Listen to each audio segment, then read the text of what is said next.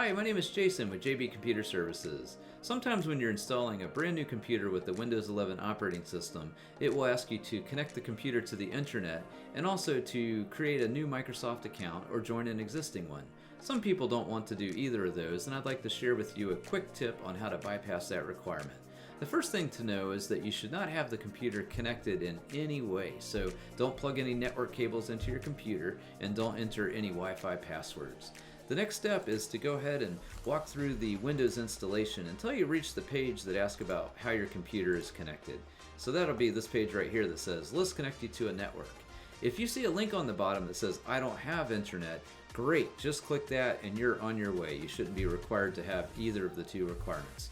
But if you do not have that on your screen at all and you're just left with a gray next button that you can't click on, what you have to do is hold the shift key on your keyboard and push F10 and let go. That causes the command prompt to appear. And you want to enter a simple command called taskmgr. So type in the letters TASKMGR and push enter. And now the task manager is on the screen. Go ahead and click the more details button on the bottom.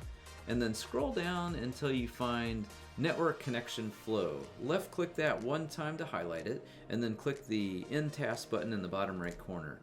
Next, close the Task Manager window by clicking the X in the corner, and also close the command prompt. So now you've just bypassed the requirement. You can continue through with the Windows setup, and you won't be required to join to the internet or to have a Microsoft account. So hopefully this helps solve some problems you might have been having. And if this information was valuable to you and you liked the video, please give my video a thumbs up and subscribe to my channel. And I plan on making more tech videos in the near future. Thank you very much and have a great day.